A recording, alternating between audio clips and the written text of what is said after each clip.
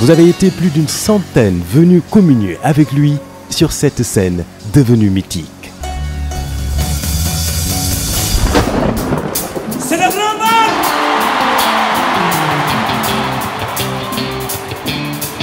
De tous les coins et recoins du monde, le sourire, la bonne humeur, les préparatifs commencèrent. Les tailleurs se mirent à coudre les plus beaux bobos. Lors des bijoutiers reprirent à couler pour le bonheur des belles dames africaines. Vos cris de bonheur et d'exaltation feront monter les décibels. Les solos des guitares électriques se feront plus lancinants, les danseurs tourbillonnant au rythme infernal des tambours africains, tandis que la voix atteindra des octaves jamais égalées. Grâce à vous, l'ambiance sera encore extraordinaire. La fête sera grandiose. Bougez, tirez, chantez, dansez. Vous, Youssou N'Dour, le Super Étoile et Bercy, c'est déjà 17 ans de bonheur partagé. Merci!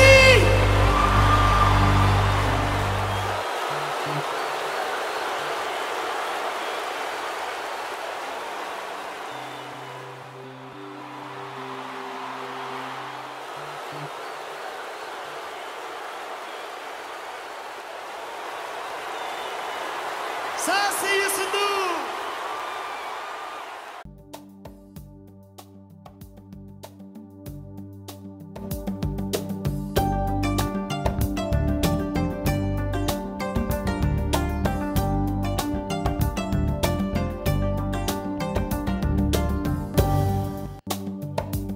Mesdames et messieurs, bonsoir. Il est 20h sur les antennes de la télé Futur Média. C'est parti pour le sommaire de cette édition avec cet incendie d'une rare violence au centre-ville de Dakar qui aurait fait un mort. Une dame âgée de 93 ans, une ressortissante française. On en parle en début de journal.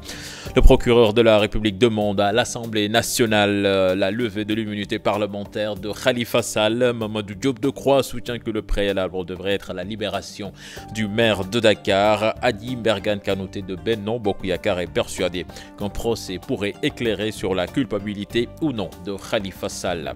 La Fédération des boulangers du Sénégal exige la baisse du prix du sac de la farine. Amadou Gueye et compagnie en Assemblée générale ce jeudi veulent l'application du décret interdisant la vente du pain dans les boutiques.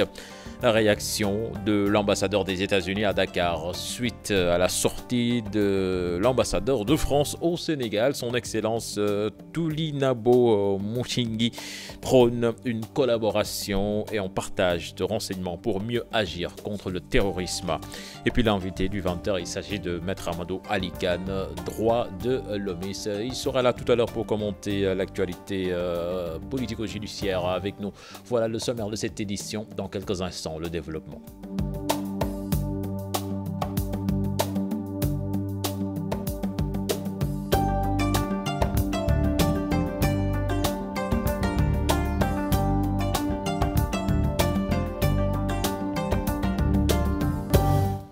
Bienvenue à toutes et à tous. Cet incendie d'une rare violence qui s'est déclaré ce matin dans un immeuble de 8 étages. Il y a eu des blessés et une d'entre elles serait décédée.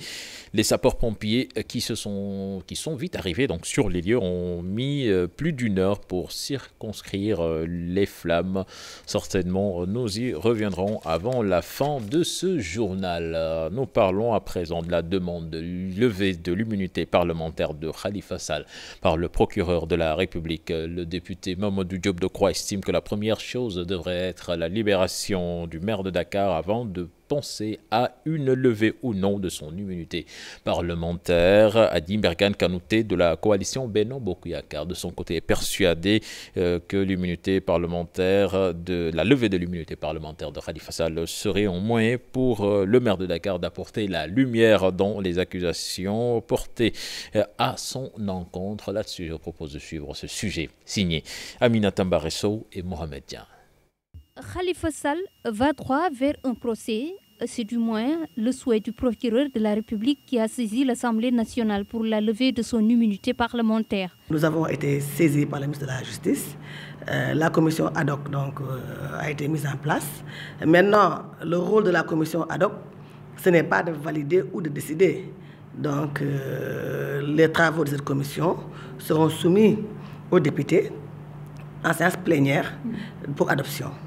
Le simple fait que le procureur, c'est bien le procureur qui demande la levée de l'immunité parlementaire, la première chose à faire, c'est de considérer donc que aussi longtemps que l'immunité parlementaire de Khalifa Sall n'aura pas été levée, Khalifa Sall bénéficie de l'immunité parlementaire et donc ne peut plus rester en prison. Le député Mamoudou Diop Decroix parle de vice de procédure. Ce à quoi je m'attends, moi, c'est que Khalifa soit élargi, tout naturellement, et que dès la plus prochaine séance de l'Assemblée, qu'il puisse venir siéger.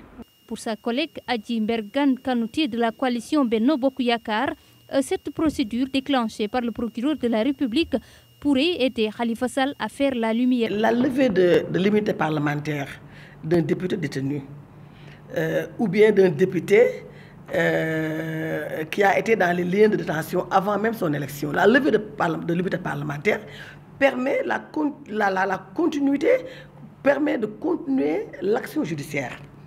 Parce que Khalifa Sall est considéré comme un député depuis que le Conseil constitutionnel a prononcé les résultats officiels.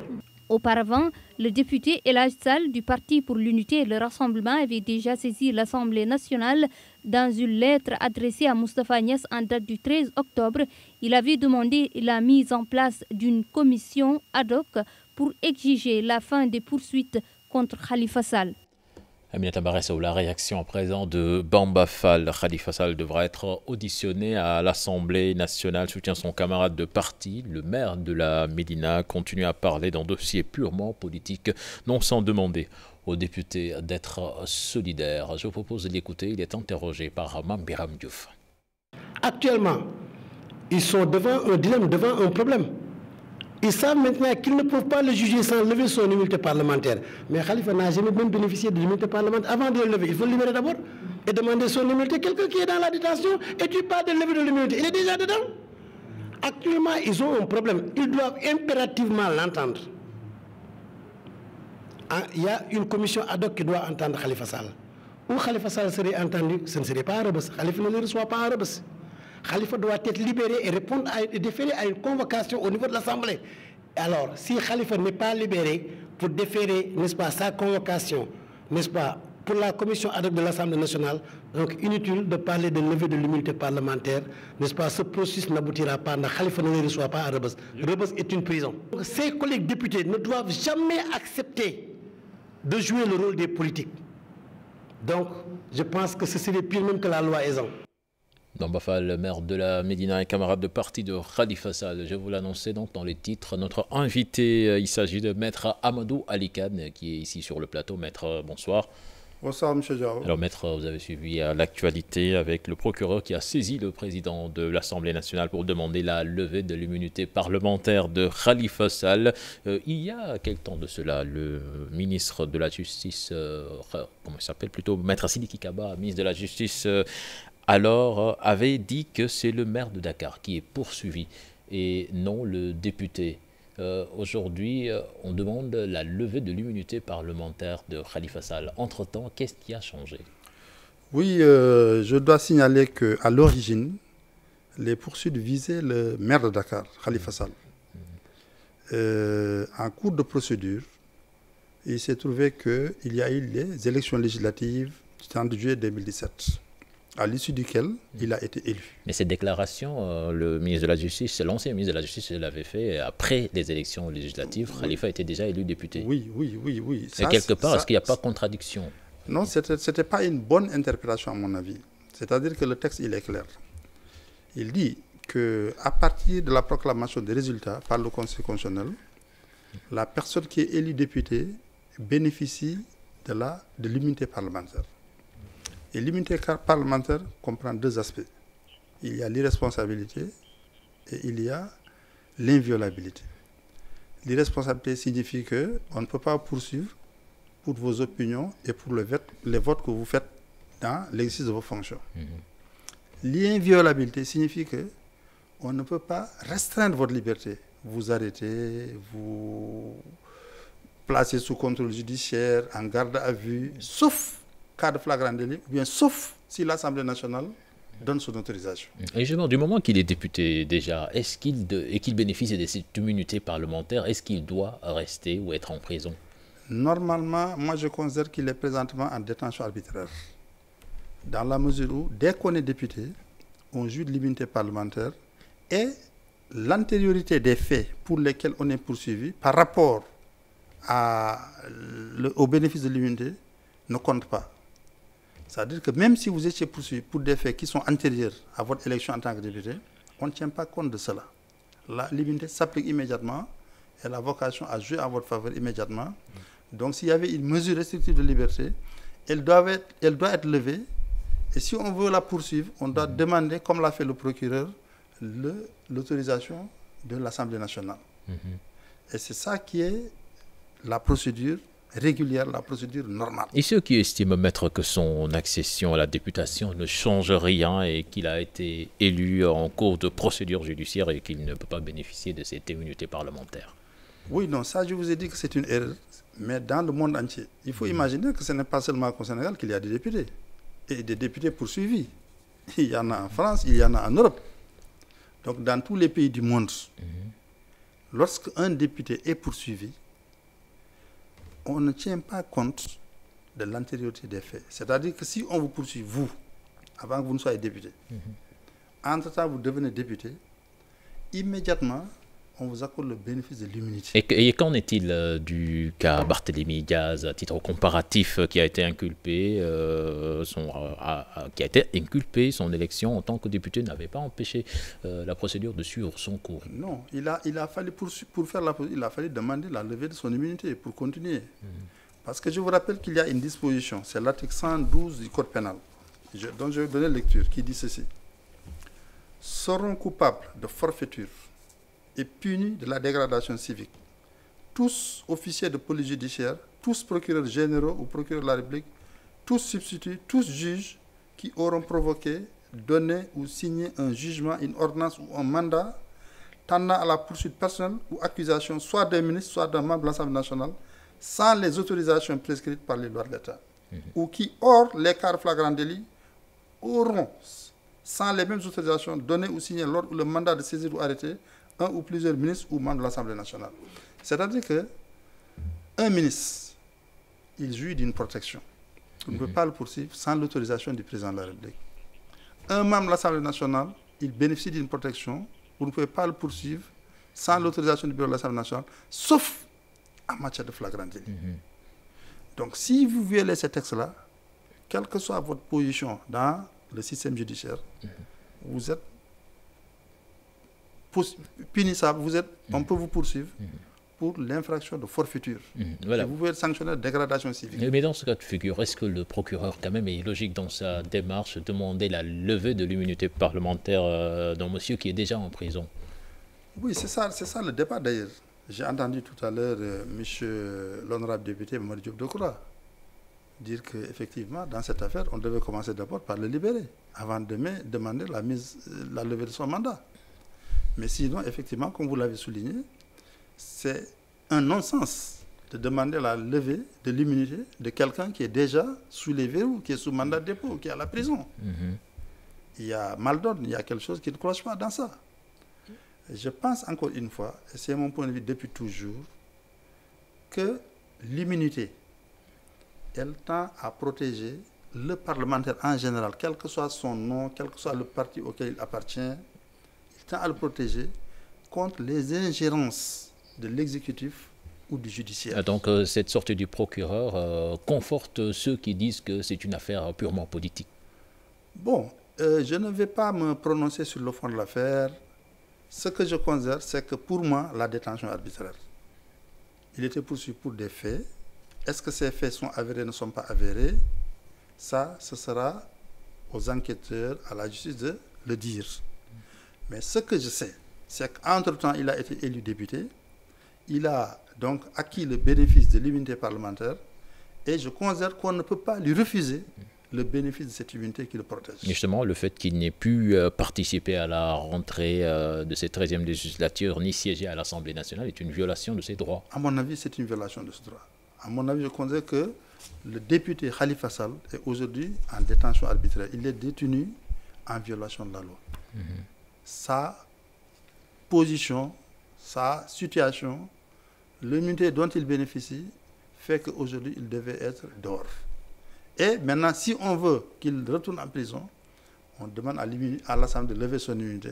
Et normalement, même si l'Assemblée aussi joue son rôle, elle doit refuser de lever cette immunité. Et même Justement, elle doit demander le sursis aux poursuites et à la détention de M. Khalifa Sall. Parce que l'article 60 de la Constitution lui permet. Et que peut-on attendre même de ce comité ad hoc qui va se pencher sur la question? Oui, ça c'est la procédure parlementaire. C'est-à-dire que le procureur de la République, il fait une demande de lever l'immunité parlementaire du député. Il l'adresse au ministre de la Justice. Et c'est le garde des Sceaux qui le transmet au président de l'Assemblée nationale. Mais lui-même ne saisit pas directement le président de l'Assemblée nationale. Et une fois que le président de l'Assemblée nationale est saisi, il faut constituer une commission de 11 membres. Et cette commission doit entendre la personne dont l'immunité est en discussion, donc dont la levée de l'immunité est demandée. Et cette personne peut bénéficier de l'assistance d'un conseil qui peut être un parlementaire comme lui. C'est-à-dire qu'aujourd'hui, concrètement, la commission doit entendre M. Khalifa Sall et M. Khalifa Sall peut se faire assister par un conseil qui peut être choisi parmi ses collègues députés. Maintenant, il y a un débat. Est-ce que les députés vont aller en prison pour l'entendre ou est-ce qu'on va le sortir pour l'entendre?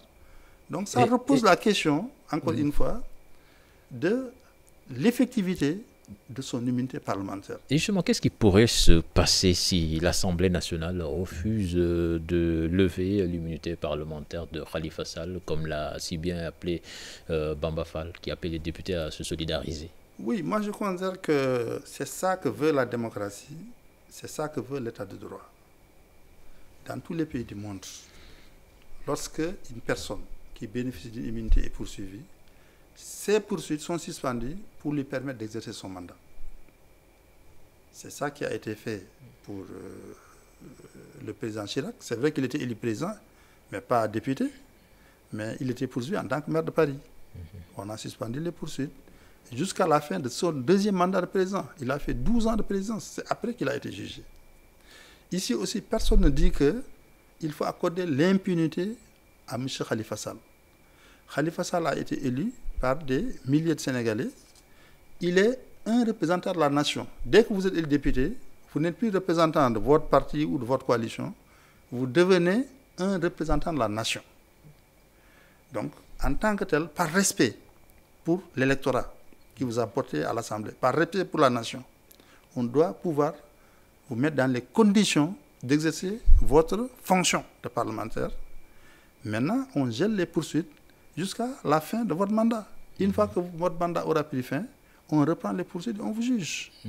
C'est ça la bonne procédure. Et d'ailleurs, même dans les traditions républicaines, le garde des Sceaux, ministre de la Justice, à chaque fois qu'une législature commence, s'il y a des députés qui sont poursuivis, il doit notifier au président de l'Assemblée nationale que la Constitution lui permet de demander le sursis aux poursuites ou à la détention. Vous imaginez la majorité de la mouvance présidentielle à l'Assemblée nationale aller à l'encontre de la décision, de la demande du procureur? Non, c'est-à-dire que, encore une fois, il ne faut pas raisonner sur cette question en termes de majorité ou de minorité. Il faut raisonner en termes de parlementaire. Mais souvent, on parle de majorité mécanique, malheureusement. Non, je sais que c'est comme ça que ça fonctionne. Mais je pense que les députés sont des représentants de la nation. Ce dont il est question aujourd'hui, c'est Khalifa Sall. Mais derrière Khalifa Sall, c'est le parlementaire en général qui est concerné. C'est le parlementaire qu'il faut protéger. Il faut le protéger contre l'exécutif et contre le judiciaire. Aujourd'hui, c'est Khalifa, mais demain, ça peut être un autre. Le pouvoir peut changer. Et ces députés-là redevenir des députés de l'opposition. Mais si par bonheur, il y a une tradition républicaine forte qui avait été mise en place, mais il n'aurait aucune crainte à se faire. parce qu'elle va jouer en leur faveur, comme elle a pu jouer aujourd'hui au profit de M. Khalifa Sall. Je crois que dans ce pays, il faut qu'on fasse preuve de dépassement, qu'on dépasse les chapelles, qu'on dépasse les clivages, qu'on fasse bouger les lignes sur certaines questions, qu'on comprenne qu'on travaille pour un pays, qu'on travaille pour une nation, qu'on est en train de bâtir un état de droit, qu'on est en train de bâtir une république avec des institutions fortes. C'est ça qui est fondamental à mon avis. Voilà, merci maître. Avant de vous laisser partir, une dernière question qui concerne la première réunion de l'URD après le décès de Djibo Leyti Ka, dont vous étiez très proche. Ce parti peut-il survivre à son défunt leader? Oui, je voudrais encore une fois m'incliner devant la mémoire de ce grand homme d'État que j'ai connu, que j'ai apprécié. Et vraiment, je pense qu'il sera difficile de le remplacer. Et à mon avis, et c'est le conseil que j'aurais donné à la direction de l'IRD, c'est de faire en sorte qu'il y ait une rotation dans le leadership du parti. Parce que, vous savez, un parti, il faut des figures connues. Et à l'IRD, les plus connus, c'était d'abord Djibo Ka. En dehors de Djibo Ka, vous aviez peut-être Djegan Sène, et vous avez peut-être Oumar Seck, qui a été député. Or, 2 personnes, 3 personnes connues, ce n'est pas suffisant pour un parti. Pour permettre au cadre du parti de s'exprimer, de se faire connaître, de montrer ce qu'ils savent faire, à mon avis, il faut leur mettre le pied à l'étrier. Et c'est pourquoi, à mon avis, une direction tournante, par 3 mois, par 4 mois, permettrait de révéler d'autres figures et permettrait également de faire en sorte que chacun se sente concerné par le parti et n'ait pas tendance à se détourner des activités du parti, à dire que, écoutez, Djibo Ka n'est plus là, donc le parti est fini, donc je vais aller faire autre chose. Il faut que les responsabiliser, leur laisser leur chance. Peut-être que de cette façon, ils se rendront compte qu'ils ont un rôle à jouer, ils ont une place à occuper, ils ont un héritage à fructifier. À mon avis, c'est de cette façon, je crois, que l'URD aura de très fortes chances de rebondir. Voilà. Merci M. Kane. Rappelons que l'URD se réunit pour la première fois depuis la disparition de son leader, M. Djibo Leyti Ka. Merci. Je vous remercie. Et puis c'est violent, incendie, je vous l'annonçais en début de journal, qui s'est déclaré ce matin dans un immeuble de 8 étages. Il y a eu des blessés et une personne serait décédée. Les sapeurs-pompiers qui sont vite arrivés sur les lieux ont mis 1 heure pour circonscrire les flammes. Nous écoutons le colonel Idriss Koli, commandant de la brigade des sapeurs-pompiers de Dakar, interrogé par nos confrères de la 2STV. Les secours des sapeurs-pompiers ont été alertés à 9h28 pour un feu initialement à la BCEAO siège. À l'arrivée, il s'est trouvé que le feu était localisé au niveau d'un immeuble tiers en face de l'agence de la BCEAO. Donc c'est un immeuble de 8 niveaux, rez-de-chaussée plus 6 étages et une mezzanine. Donc c'est un feu qui intéressait principalement la cage d'escalier, donc une gaine technique qui a pris feu et qui s'est propagée jusqu'au 6e étage, rendant quasi impraticable les escaliers pour que les habitants puissent sortir. Les habitants ont cherché à se réfugier en partie haute. Donc les premiers secours qui se sont présentés sur place ont simultanément priorisé les sauvetages et les évacuations. Et au fur et à mesure de l'arrivée des moyens, le feu a été attaqué et finalement éteint à exactement 10h47, soit 1h05 d'opération. Nous avons eu 3 victimes qui ont été prises en charge par les sapeurs-pompiers. Il y a eu 2 qui étaient intoxiqués par les fumées et une victime inconsciente. Toutes ces victimes ont été prises en charge par notre médecin qui était sur place et qui les a évacuées à l'hôpital principal de Dakar. Et au moment où nous la prenions en charge avec notre médecin, c'était une victime inconsciente. Donc je n'ai pas suite des événements et de ce qui a été déclaré soit en cours de transport, soit à l'arrivée de l'hôpital. Donc on avait une victime inconsciente qui a été prise en charge par notre médecin. Je vous l'annoncer dans les titres également. Les boulangers dénoncent le prix qu'ils jugent exorbitant de la farine. Le sac de farine, les camarades d'Amadou Gueye, président de la Fédération nationale des boulangers du Sénégal, exigent également l'application du décret interdisant la vente de pain dans les boutiques. Ces boulangers se sont réunis ce jeudi à Dakar pour discuter des maux de leur secteur. Compte rendu signé Fatou Bintou Kanté et Mohamed Dian. Le secteur de la boulangerie dans tous ses états. Après un réajustement du sac de la farine à 17 200 francs par l'aumônier, les boulangers dénoncent cette hausse et jugent que la farine est trop chère au Sénégal. Bon, on est dans une situation très catastrophique quand même. Aujourd'hui, nous constatons la fermeture de quelques boulangeries liées à un problème structurel. Ce qui fait qu'on est dans une situation alarmante, mais qui est lié à beaucoup de facteurs. Le prix de la farine, mais un problème d'ordre structurel. Le prix de revient du pain, c'est 100 francs, mais il y a beaucoup de personnes qui donnent des commissions 25 francs aux vendeurs, 15 francs aux livreurs et ils gagnent 10 francs. 10 francs, ils ne peuvent pas payer toutes les charges. Autant de problèmes qui font que les boulangers comptent organiser une concertation nationale le 27 et le 28 novembre prochain pour discuter des maux du secteur. On a même changé l'appellation pour dire concertation nationale afin d'impliquer la presse, afin d'impliquer les consommateurs, tout le maillon. Et là, des décisions fortes vont sortir. Mais ce qu'on attend aussi de l'État du Sénégal, que ces assises ne soient pas un show. Mais avant cela, la Fédération nationale des boulangers du Sénégal demande l'application du décret interdisant la vente du pain dans les boutiques. Et la deuxième chose la plus importante pour beaucoup de boulangers, c'est que l'arrêt immédiat de la vente du pain dans les boutiques, l'application du décret 102/2004, arrêter immédiatement la vente du pain dans les boutiques. L'avantage, c'est quoi? Le problème d'hygiénique va être réglé du point de vue hygiénique. Ce jeudi, tous les boulangers du Sénégal se sont réunis à Dakar. Une rencontre pour discuter des difficultés auxquelles le secteur est confronté. Fatou Bintou Kanté, le secteur de la boulangerie peine à retrouver son lustre d'antan. Ceux qui s'y activent disent être confrontés à plusieurs difficultés, avec entre autres le coût élevé du sac de farine. Les consommateurs de leur côté regrettent ou fustigent la mauvaise qualité du pain. Un reportage signé Mambiram Diouf et Pape Sangoné Baye. En secteur à l'agonie, c'est ce que El Hadj Ndiaye dit relever. Autant. Nous parvenions à une certaine période à rembourser sans difficulté son sac de farine, ce que nous ne bénéficions pas maintenant des meuniers. Il faut d'abord payer.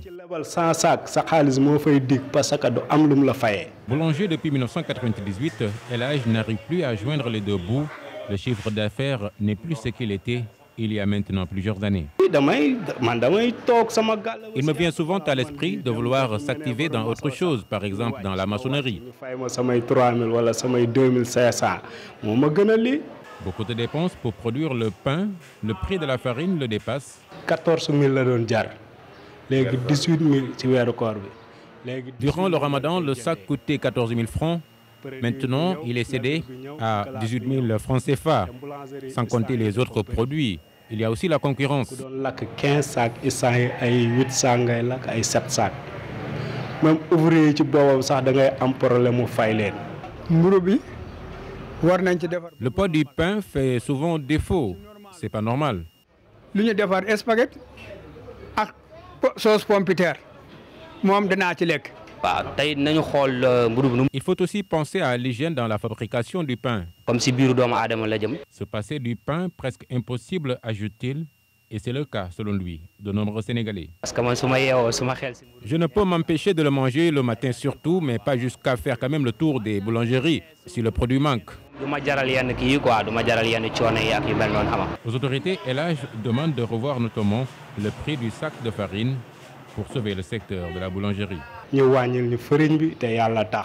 Qu'on ramène le prix à 14 000 francs, je trouve que c'est ce qu'on doit faire. 14 000, 15 000, Le secteur de la boulangerie peine à rayonner. Boulanger comme consommateur, chacun demande d'être satisfait.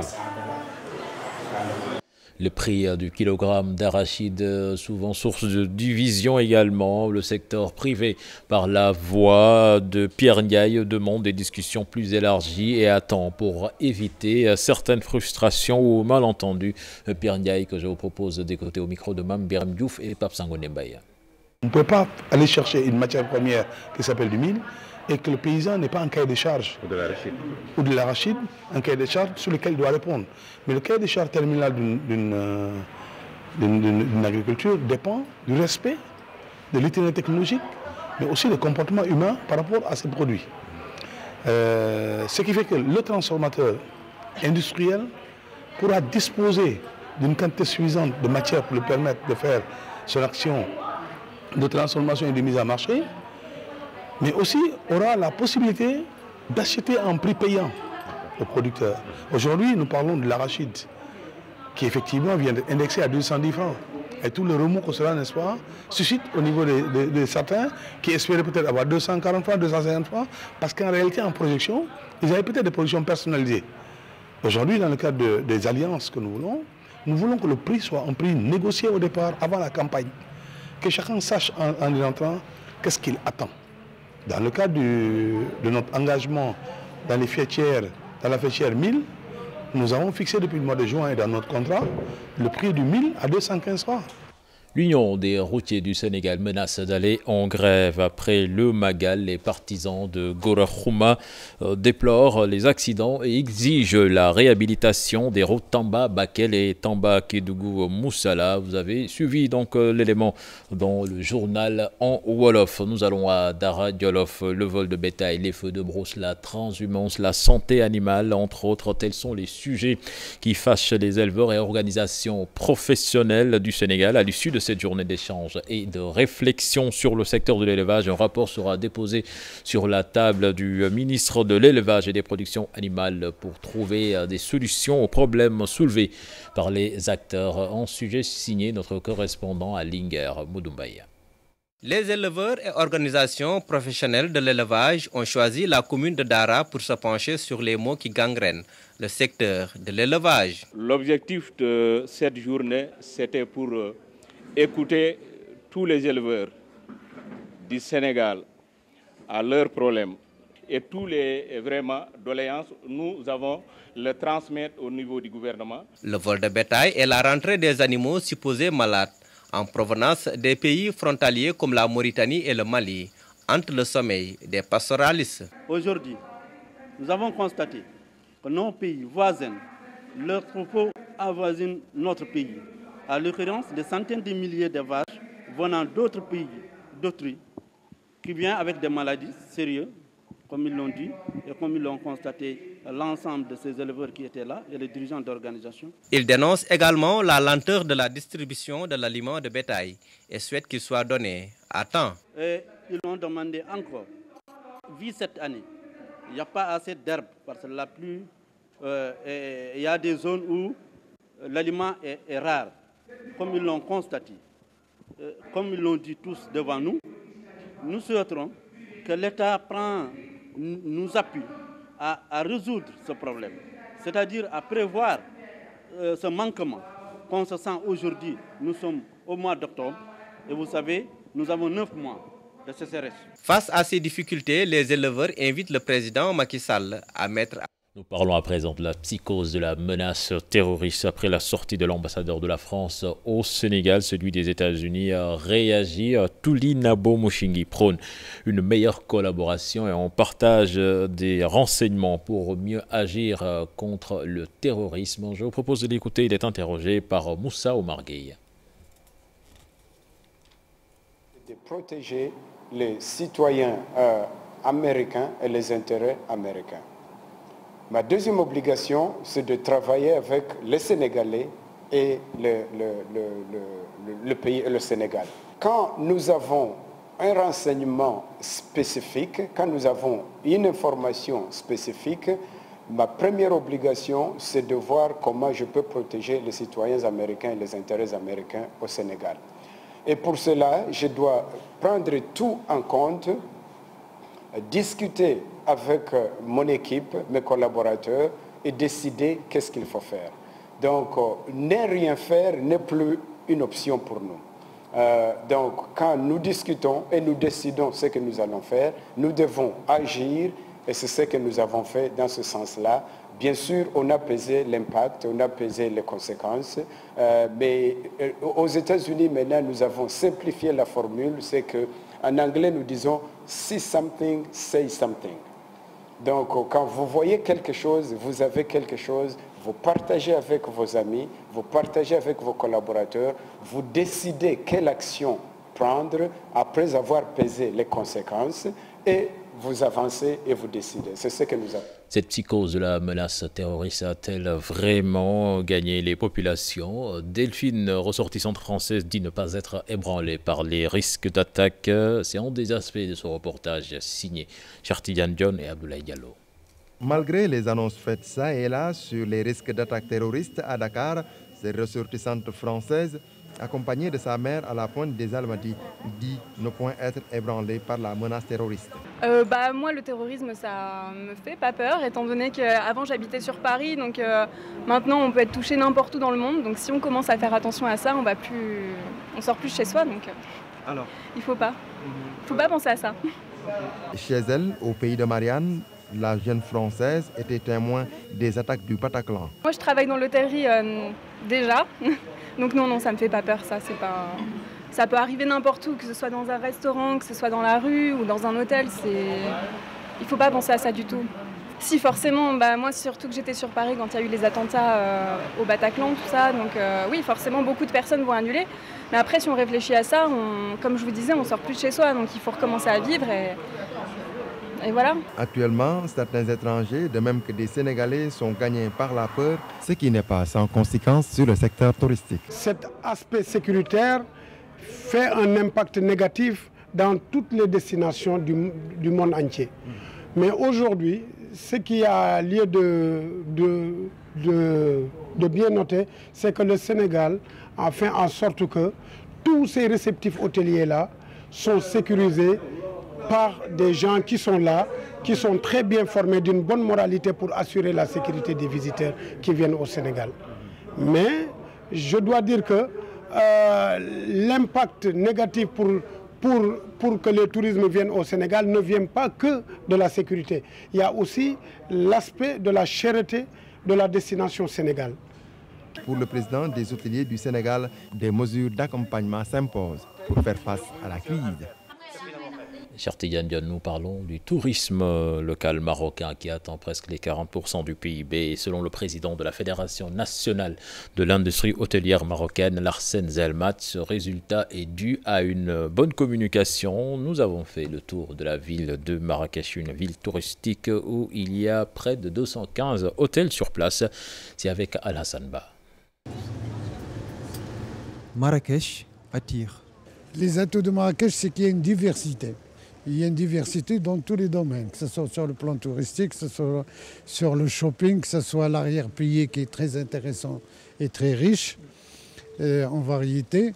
Et il y a le tourisme médical aussi qui a commencé avec des grandes cliniques au niveau international.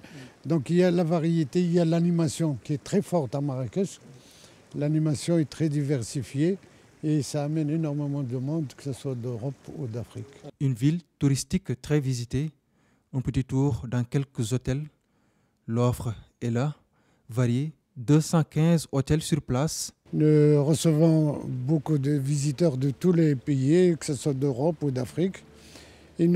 Commençons à recevoir énormément de visiteurs d'Afrique. Grâce à la Royal Air Maroc, qui maintenant tous les pays d'Afrique sont reliés au Maroc. Et à Marrakech aussi. Donc nous recevons énormément de touristes et d'hommes d'affaires africains.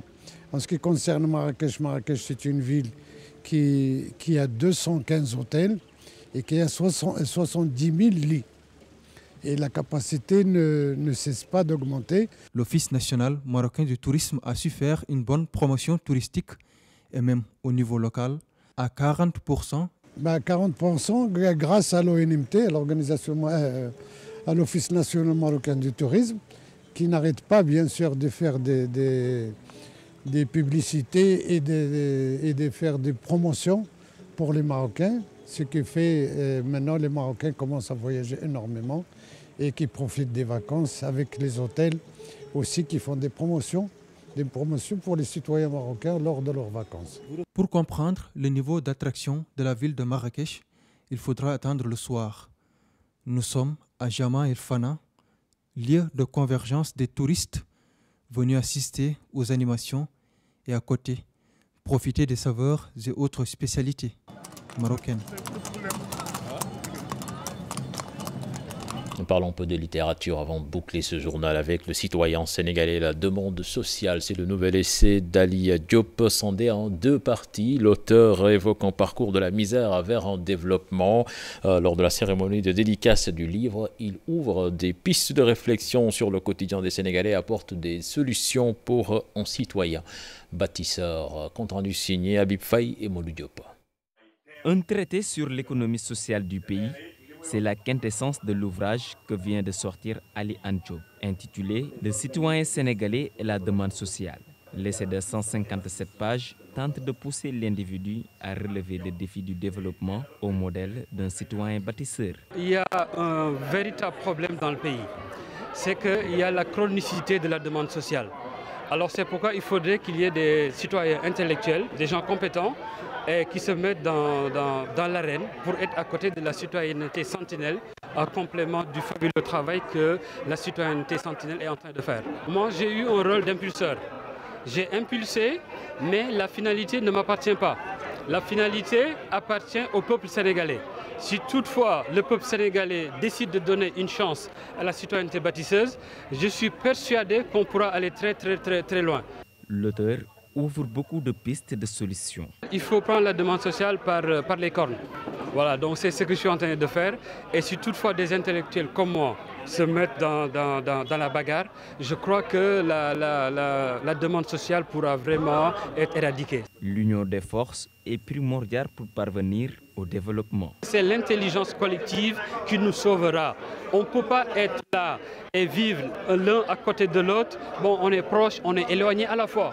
Parce que le politique, on dit que ça ne va pas, il y a une défiance réelle vis-à-vis du politique, mais je vous dis qu'il y a des politiques développeurs. L'emploi des jeunes et la pauvreté sont les thèmes les plus développés dans l'ouvrage d'Ali Diop. Le passage de la misère vers le développement reste la principale préoccupation du Sénégal. Merci, c'était le dernier élément de ce journal. Prochain rendez-vous pour l'information, ce sera à 0h avec le tout en images. Mais tout à l'heure, vous avez rendez-vous avec Eladia Hassan Gueye dans son émission L'équipe Intimi. Il sera question de la campagne de commercialisation de l'arachide. Excellente suite de programme en compagnie de la télé Futur Média. Au revoir.